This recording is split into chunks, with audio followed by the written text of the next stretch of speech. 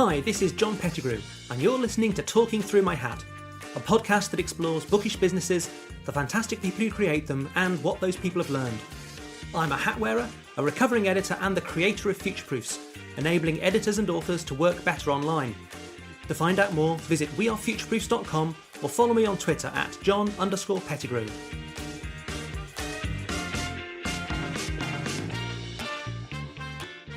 Welcome to this week's Talking Through My Hat. Today I'm talking with Arthur Attwell, a self-described serial adventurer in publishing innovation. After spending several years working for Oxford University Press and Pearson, he founded Electric Bookworks, which manages complex book projects for publishers using their own unique technology toolchain. Then he also founded the award-winning company Paperight, which allowed photocopy shops to print books for customers legally and quickly. In addition to all that, he's founded or co-founded a series of other organisations, including an art gallery, Book Dash to help all children own 100 books before the age of 5, and Better Care to provide self-managed learning for health professionals in developing countries. So welcome to the podcast, Arthur. Thank you. That's quite a list of companies you've been involved with, and I'm pretty tired before we even get started, but can you tell me why you founded your first company, Electric Bookworks? You were working for publishers. You had a job, a career. What made you make the leap?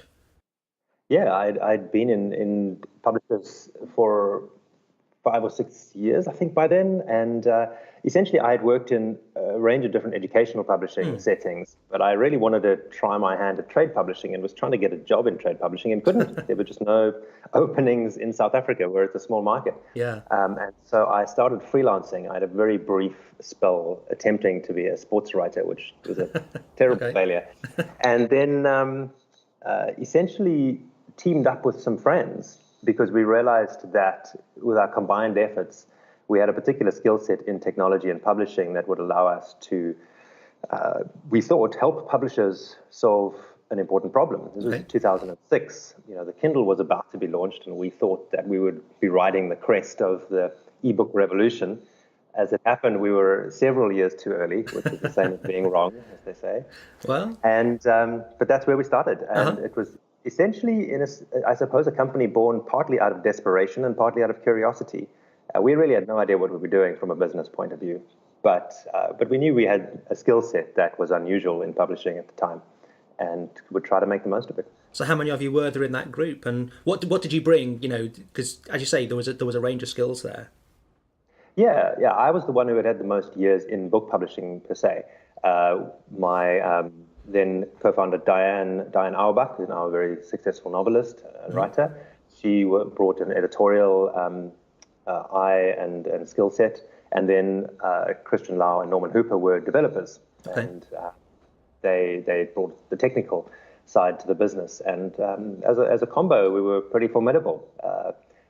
As it happened, we were trying to solve a problem that publishers didn't think they had, and therefore finding work was tough. So after a few years, the business had morphed a little, and my co-founders found other business ventures to occupy them. I continued with Electric Bookworks. Yeah, and then as kind of quite famously, you went on to found Paperight, kind of your second, I think, company there. And that won a number of international awards. I remember first time I met you, I think you were over for Future Book being given some award or other. Yes, thanks. Yeah, Paperight was great fun. And where did that come from?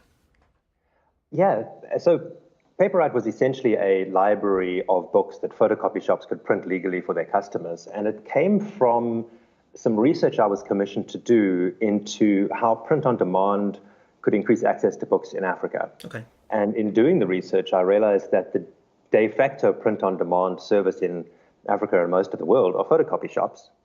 But they essentially exist as a book distribution channel completely outside of the publishing industry, as publishers love to say. And it just made all the sense in the world to help publishers and photocopy shops work together rather than against each other, because they both have the same aim. They both want to sell books to customers. Yeah. And it does make sense for them to work together. And we gave that a really good go. We had fantastic support and funding from the Shuttleworth Foundation to make it happen. And things were looking really, really good for a while. And then through a combination of for a variety of reasons, we couldn't quite make the business side of it work. something I love to talk about, but it's a long story. Oh, well, long stories are the best ones, aren't they? I mean, you seem to have this history of taking, as you said, a kind of an insight into a problem that publishing has and a knowledge of what technology can do on the other hand, and kind of bringing those two together. Is that how you see it? Is that your kind of the Arthur Attwell thing? I suppose so, by accident, really. I have a fascination with technology, a love-hate relationship with it. I think as technologists, it's our job to protect people from technology as much as encourage it. Yeah. And I just can't escape making books. It's the thing that I happen to have got good at, and now I have to make the most of it. And those things have come together. Yeah, Paperight was particularly trying to, again, accidentally find what I think it was E.F. Schumacher, the economist, described as appropriate technology. Okay. In other words, it's technology that isn't super advanced. It's appropriate to the setting it's in. Yeah. And the appropriate technology in most underprivileged areas is the photocopy machine. And it just made all the sense in the world to use this amazing distribution network that had been built up for ebooks on the internet and combine it with the humble photocopier, and suddenly we had distributed print on demand everywhere. So that, it was a natural combo. And the same thing happened with, I think Better Care, our healthcare publishers. Their the ability to publish books in print, EPUB, and as a website simultaneously was a technological step that allowed us to provide a far better content service to hospitals and universities than they had before. And for Book Dash, where we produce children's books with professionals, but we produce the books in a day, leaning on the really useful processes and tools that are technologically based, but essentially brought to life through clever systems and processes. Yeah. Can make amazing things happen. Yeah, and there's an obvious kind of correlation between what you're doing with kind of Electric Bookworks and Paperight on the one hand, which is kind of making books, and as you say, Book Dash and Better Care, where you're kind of actually creating the content as well. You're kind of doing the whole chain. I mean, how did those two businesses come about? Because as you say, you're a serial adventurer. You seem to sort of unbelievable number of companies you've been involved with over a relatively short space of time. Yeah, I think that's a weakness as much as a strength. In fact, I tend to have to avoid getting distracted with new exciting projects, because there are just so many wonderful problems to solve, or interesting problems to solve in wonderful ways, that it's hard not to try to solve them all. So Better Care was essentially a collaboration with a non-profit here in South Africa called the Perinatal Education Program that had already developed amazing self-learning material for groups of nurses. Right. And the founder of that organization, Professor David Woods, was essentially tired of standing over photocopiers, printing out his own training manuals. Yeah. And wanted a publishing partner. And so together we created Better Care as a professionalized publishing venture to take his content and make it slicker and more widely available. And it's been fantastic. It's now an independent non-profit. It has 2 staff members that run it full time, and it's growing fantastically. So that's been wonderful to see. Book Dash was particularly special. I think that, as Paperight was on its last legs, one of the things that was really frustrating me was a feeling that while the individuals in publishing wanted to try to make the world a better place, as companies, they struggled to turn that desire into reality. And I had spent 5 years of my life at Paperight essentially trying to enable companies to do the right thing and make money along the way. We weren't asking them to give things away. But I had come to the realization that most of the time you can't enable people to change their business models. Clayton Christensen explained why in The Innovator's Dilemma, and it's perfectly clear. You can't ask companies to just shift their entire business models in just fundamental ways. And that if we wanted to solve the problem of the lack of access to children's books and children's literacy in South Africa and beyond, we simply had no option but to start an entirely new way of publishing books, of creating new content that was essentially free and incredibly cheap to print.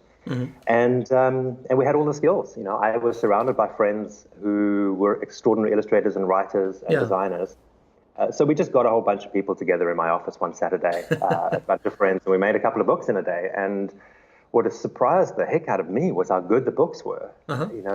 And given particular constraints and a template and some pressure, you really can compress the process of producing a beautiful, simple children's book right into 12 hours. Yeah. Similar to the idea of book sprints. Very much. We've really leaned on book sprints as original inspiration. And in fact, our name is very much an explicit nod to book sprints. Book Dash is very close, and book sprints know about that and are happy about it. I know the book sprints people well. And that was the first time that I'd explicitly seen this notion of, as I say, squeezing all the air out of the publishing process. There's a lot of air in the publishing process. Essentially, proofs traveling from location to location, as you know too well, and other delays. We could just compress that right out by being really, really clever about process.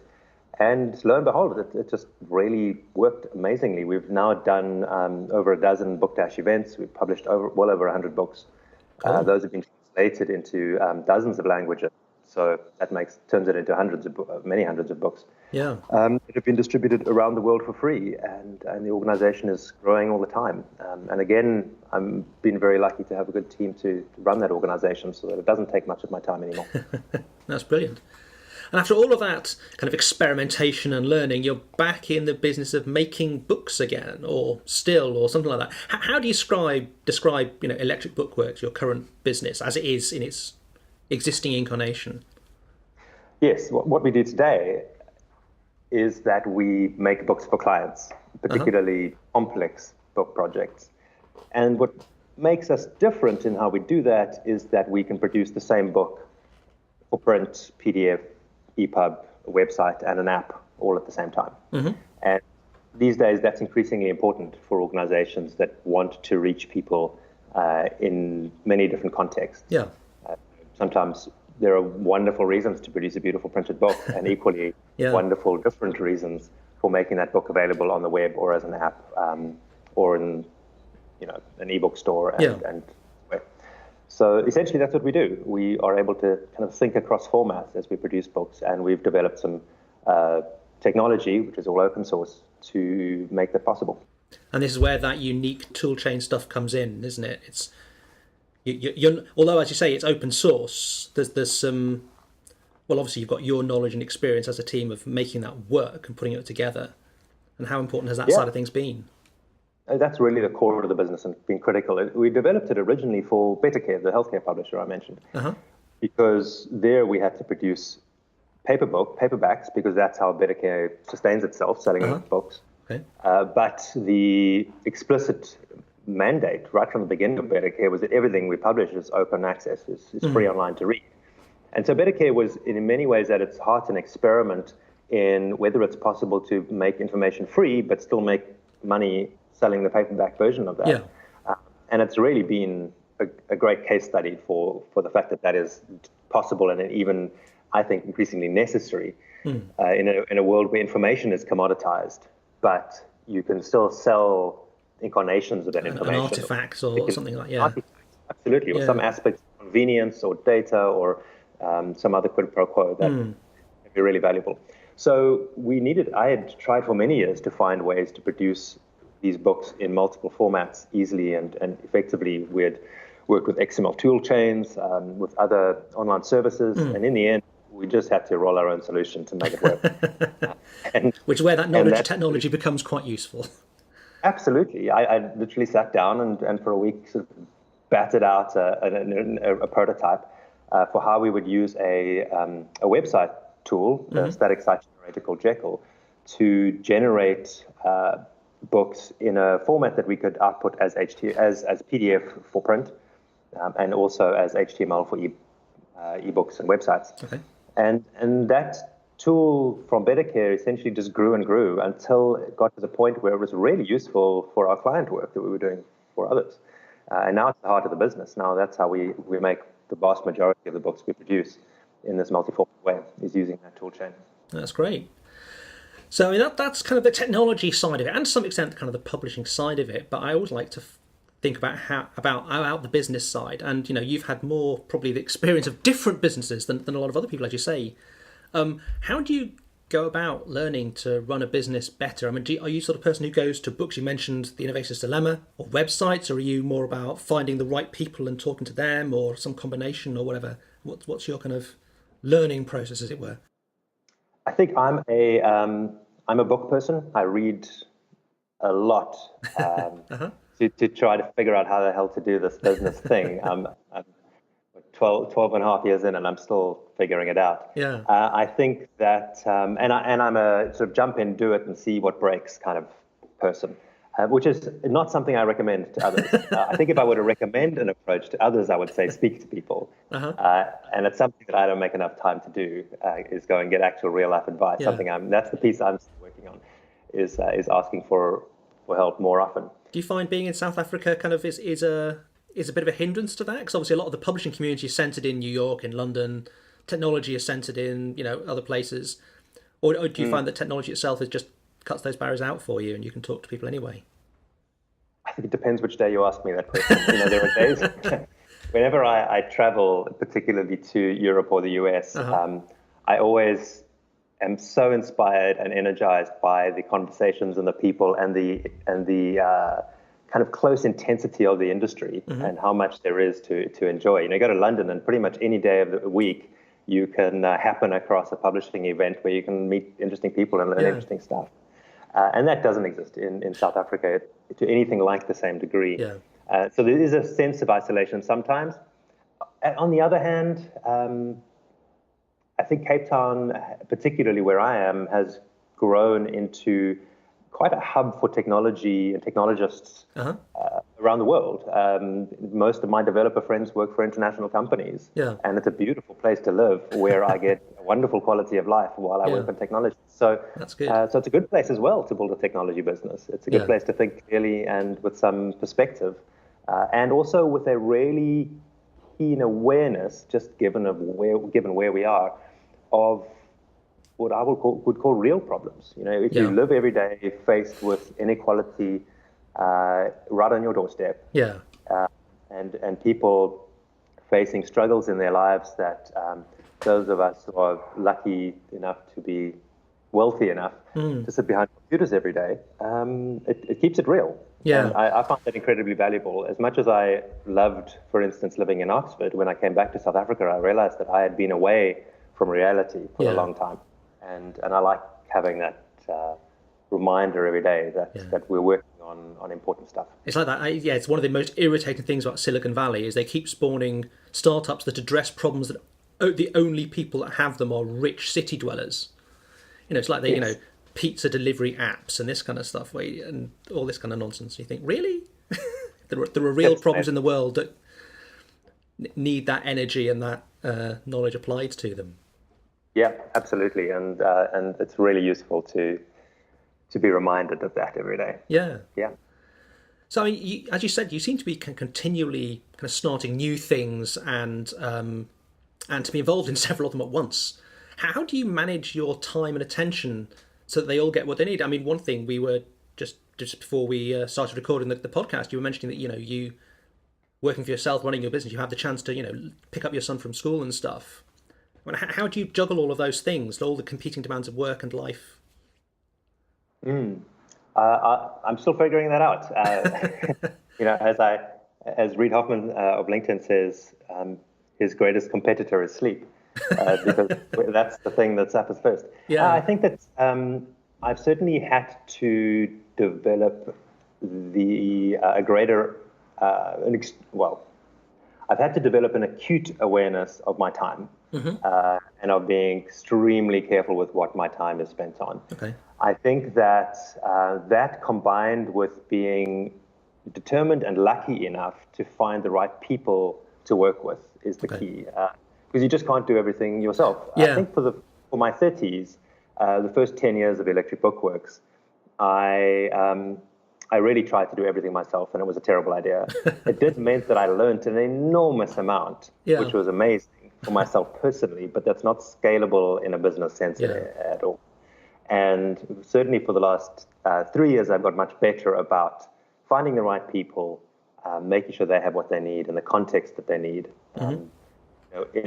When I'm in a leadership position, increasingly my job is to explain the context and set out the vision. And if the right people are in place, they get things done. And that certainly made it much easier to have these organizations grow and sustain themselves without needing a lot of my care and attention. Electric Bookworks then gets probably 90% of my attention now, and that's because that's really the heart of my business right now. So I mean, as you say, there's always competing demands in your time when you're running a business, all the different things you could be doing. What do you find hardest about running a business? You've had a few different goes at it in different places and directions and stuff. What are the things that don't fit naturally for you? I think that on the micro scale, I would say that the piece I struggle with most is just the financial administration of a company. It's something that I've had to force myself to learn about and apply my mind to, and something I still struggle with. So that's something I always make sure I have someone around me who can pick up the pieces. And do you find that tends to devolve onto you as kind of the person in charge?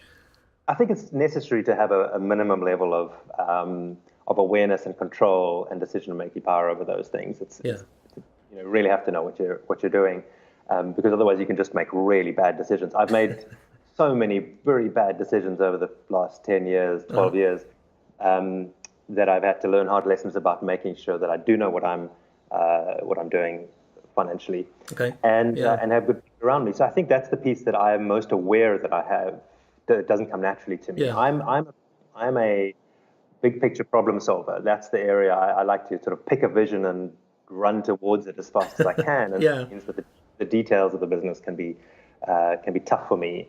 And I think that varies from person to person. And then I think that on the macro level, the thing that I find hardest is the kind of utter relentlessness that comes with running a business. The fact that there is no morning you can wake up and relax and just think, oh, I'm not going to think about it today, or I'm just going to switch off for a week and recharge.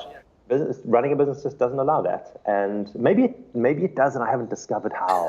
But certainly for me to date, that's the piece. It does tend to invade even your days off, doesn't it? Very much. Yeah. Even if you don't think, even if you don't check the email, it's just your head's going, ooh, what about this?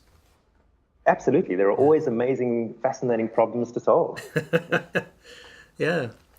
So as you said, you're a vision person. So are you the sort of person who thinks about the kind of the next 5 years, where you want to be and how you're going to get there, or the next 50 years? I mean, some of these businesses that you've been behind, I definitely seem to have quite a long-term vision. What do you think about to ensure that your business is still here and doing something worthwhile in 5 years or 50 years? I think that the first most important thing is people. As I've mentioned, I think picking good people is the thing that I need to and do spend the largest single piece of my time and brain power focusing on, because really the stability, happiness, sustainability of a company is rooted in the people and its culture. And culture is not something you can invent. Culture is the thing that happens between the people that you assemble.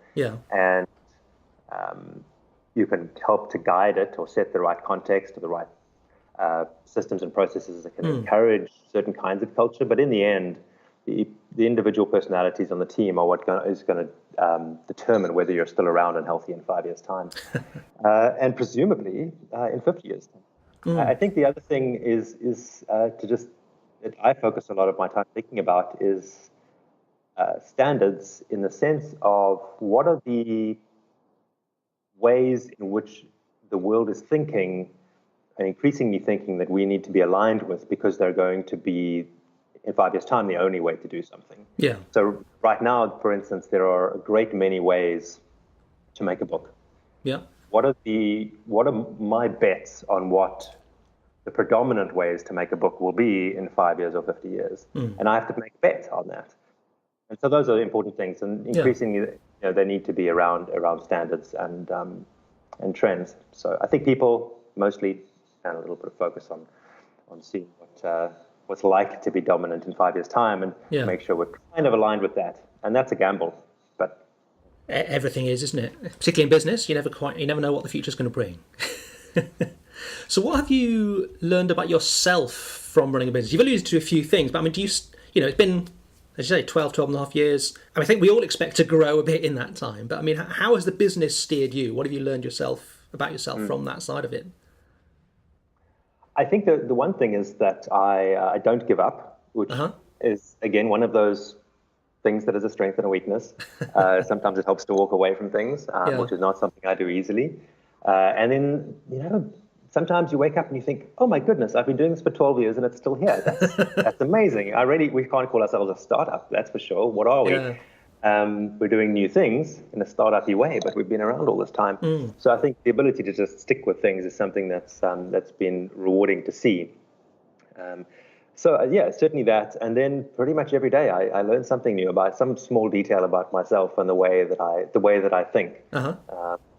And particularly, I think the thing that I've had to learn is what my gaps are, and for which I need to find people to help. Because really, that's been was the key missing ingredient in several patches over the last 12 years.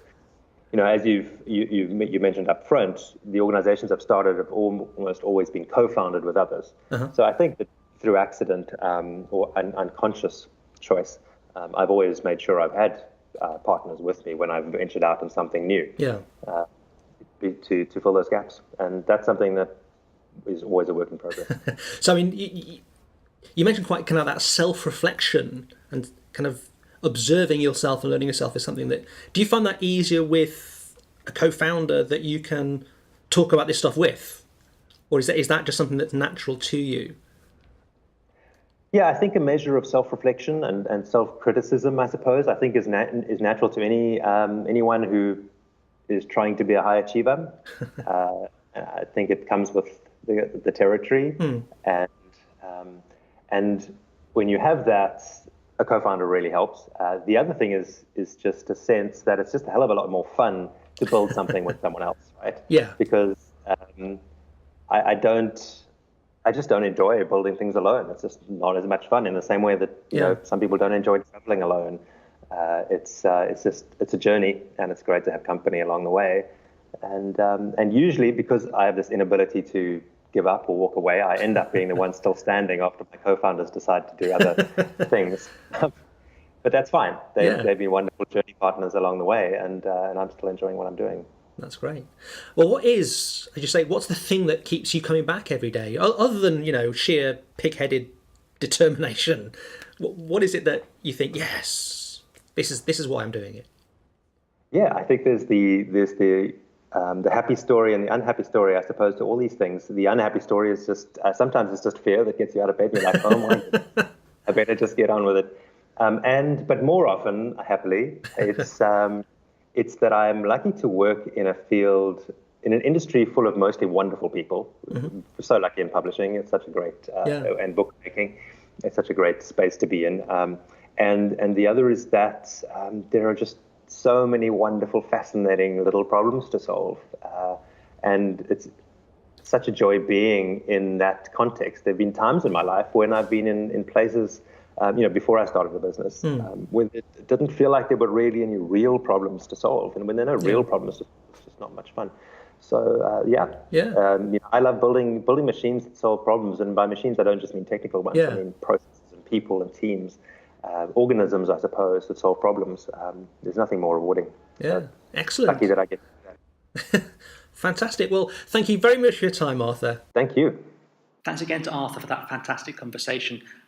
I'm really interested by the love he says it talks about for building machines, so processes and people and teams, not just technology, to solve problems, and how starting a business, all of his businesses, out of annoyance and determination to solve problems, and he has addressed a lot of problems. Sometimes, of course, you end up solving a problem that your customer doesn't think they have, rightly or wrongly, and you have to change to survive. And I also particularly like the point he made that the job of a technologist is often to protect people from technology, to find a solution that's appropriate to the setting, and of course how the role of a leader is increasingly to explain the context and set out the vision. And if the right people are in place, then things are going to get done. So thanks very much to Arthur. As always, if you've enjoyed this podcast, please do rate and review on Apple Podcasts or your podcast platform. That really helps people to discover the podcast. And otherwise, I will see you next week.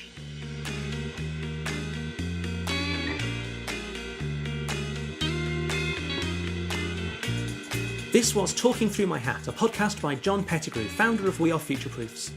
Please let me know your thoughts by leaving a review at Apple Podcasts or by commenting on the website, myhat.wearefutureproofs.com. You can subscribe to this channel at Apple Podcasts, Spotify or wherever you get your podcasts. Our theme music is from hooksounds.com.